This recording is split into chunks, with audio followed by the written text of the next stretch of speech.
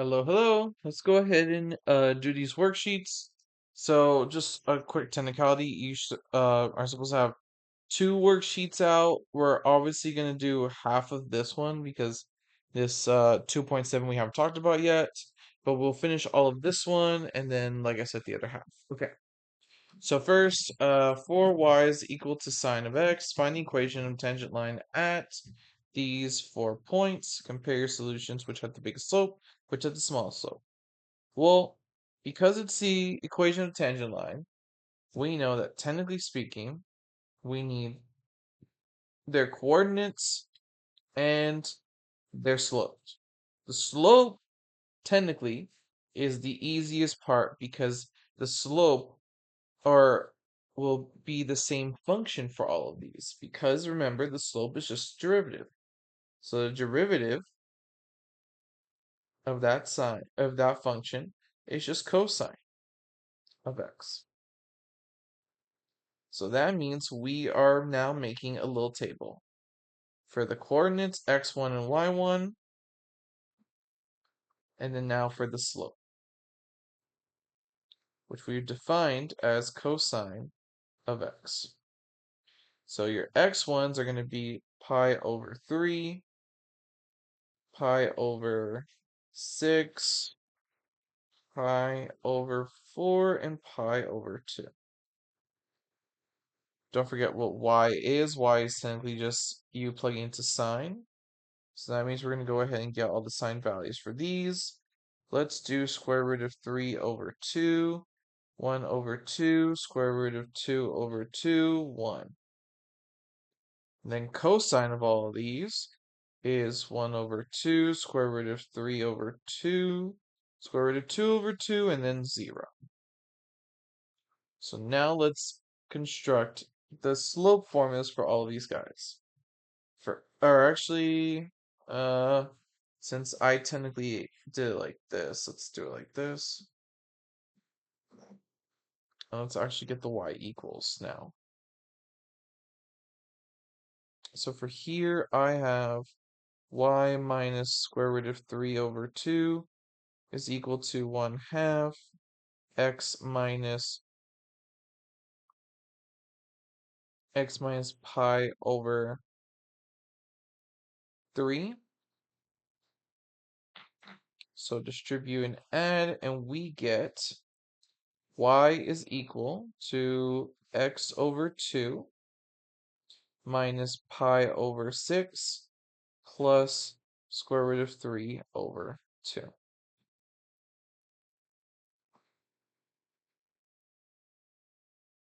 Okay. Next one, we have y minus 1/2 is equal to square root of 3 over 2x minus pi over 6. That's going to go ahead and be y is equal to x square, or, man, it's okay if I run the front. Typically, you write it in the constant in the front, right? Actually, let me just go ahead and I feel like that's gonna bother me.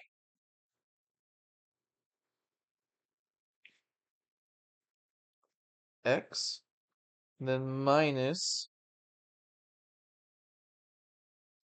square root of 3 pi over 12 plus 1/2.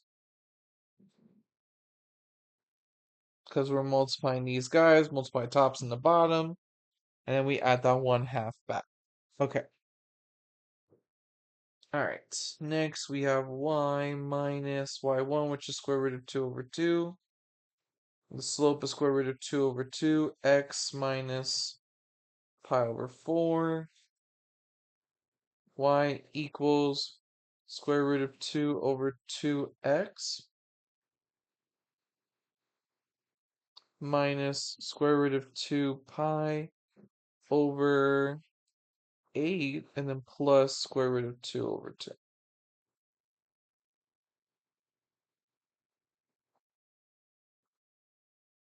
Last one, y minus y1, which is 1, is equal to 0 times x minus pi over 2.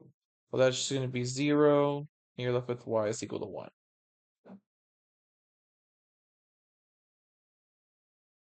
Okay. So what was our smallest slope and our biggest slope? Our smallest slope was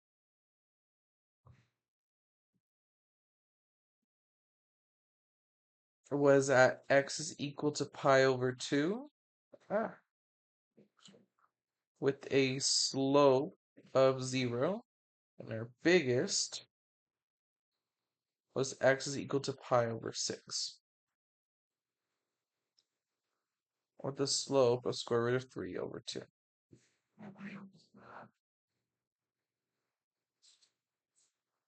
All right, next. Each tangent line is taken at x is equal to 0. Match each function to its tangent line. Okay, so for all of these, we're going to need all of these guys as f of x, or f prime of x, excuse me.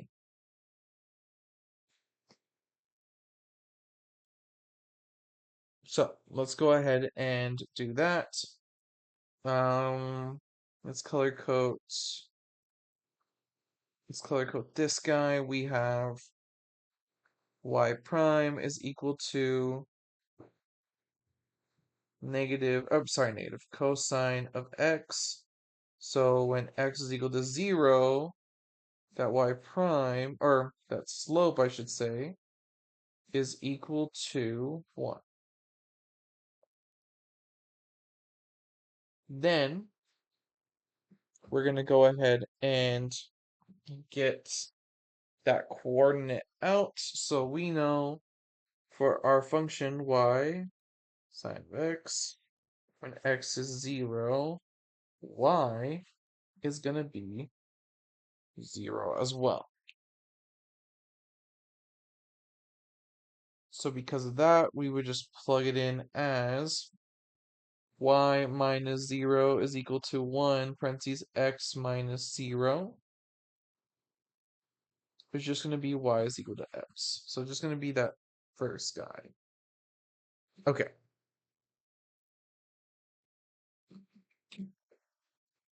Hold on, I want to make sure I'm following. Okay. Next, let's start here. I guess we should technically do the coordinate first since we're going to need it. Cosine of x. For x is 0, y is going to be 1. Now let's do a slope. We do derivative, we get negative sine of x. When x is 0, that means our slope will be 0. So that means we write this as y minus 1 is equal to 0, x minus 0. That technically just all zeros out, and we're left with y is equal to 1. So that goes over here, okay?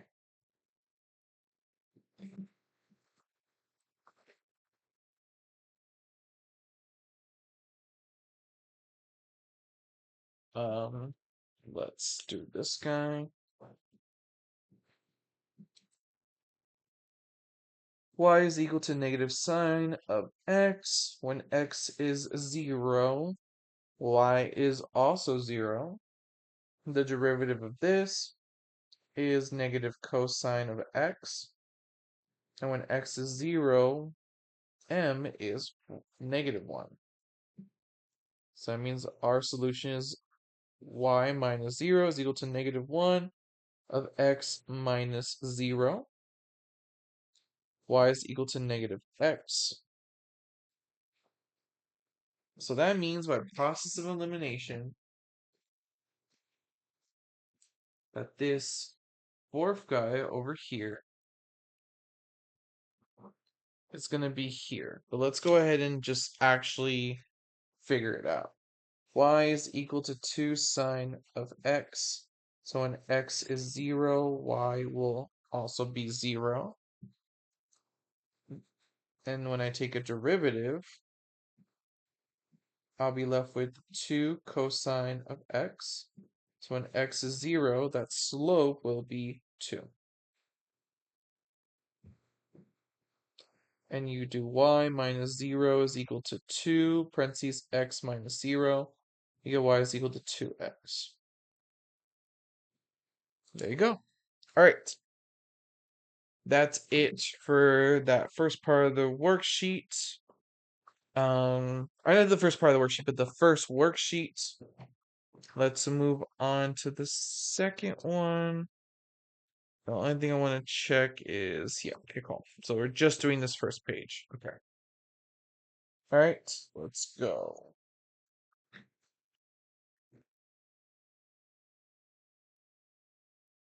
I said let's go, and I'm like, I'm literally taking time picking a pen. Okay.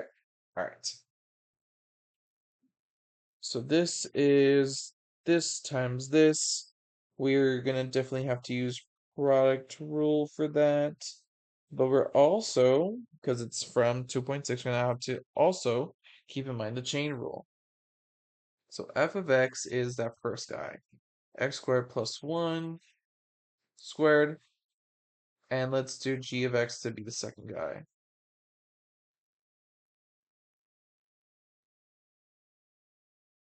3x minus 5. The derivative of f prime of x is you take the derivative of the outermost function, so 2x squared plus 1, and then multiply with derivative of the inside, 2x. And derivative g of x is just going to be 3. So this is, we can already see clearly, oh, I realized I used f of x twice. Let's call this j, since we've been calling it j. Clearly you can see there's a good chunk of stuff missing. For one, even though this seems like the correct layout for that chain rule, we're missing multiplying by 2x. And we technically are also missing the addition of g prime times f of x. So let's go ahead and do this. We have 4x,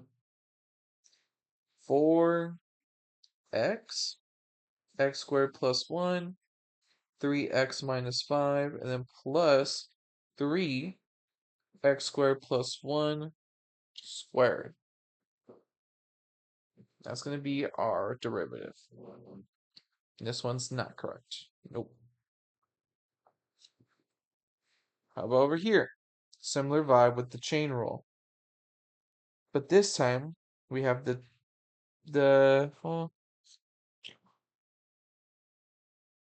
um, okay, we could do two things.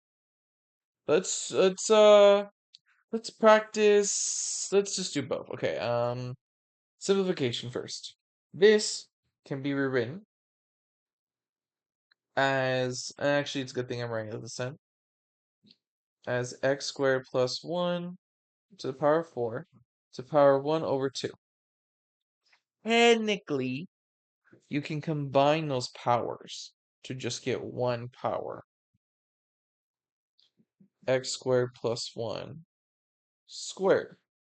Now, granted, you're still going to have to do a chain rule. It's just depending on if you see this trick or not that you'll have to do it once or twice. Either way, you should still get the same answer. Let's go ahead and do that. So if f of x is x squared plus 1 squared, then f prime of x is simply just 2x squared plus 1 times 2x, which I'll simplify to 4x x squared plus 1.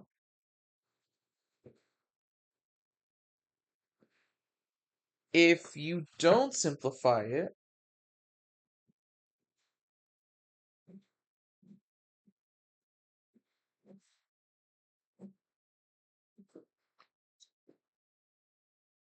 you can still go ahead and get the same answer. It may not be exactly the same, but I mean, it will be exactly the same, but maybe the only difference will be like a simplification after this.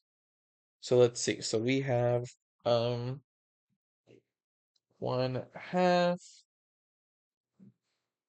of the inside, x squared plus 1 to the power of 4.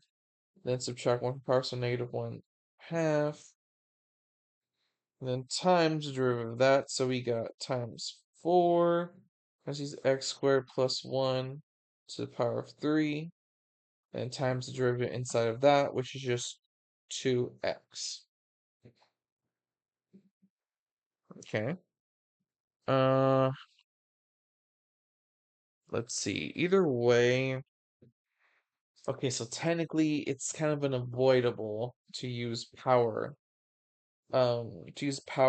To use like exponent simplification from here. But let's go ahead and just do this anyway. We have 4x in the forefront, and then we would combine this to be negative 2 times x squared plus 1, 3, which we know we just add these because we can with powers. Negative 2 plus 3, that's just going to give us our x squared plus 1. So it does seem like you're still going to have to know your power rules, but keep in mind, if you can use them, the sooner the better. Because again, you don't get initially you get something that looks different, but they are indeed later revealed to be the same answer. All right, last one. This one is a bit tricky. We should rewrite this again as 3x minus 5, all of which to the power of negative 2. And we can go ahead and do that derivative. Negative 2, 3x minus 5 to the power of negative 3, and then times the inside, the inside's derivative, which is just 3. After simplifying and doing power, you'll get negative 6 over 3x minus 5 to the power of 3. Okay. Now, normally I would move on to the next page, but this is not topics we have learned yet. If you like, or if you're taking the pre-cal class, I mean a pre-cal, a Cal 1 class before, you can definitely just fill this in, but I'm not forcing you to. All right, that's going to be it for today, guys. Let me know if you have any questions, and I'll see you all in the next video. Bye-bye.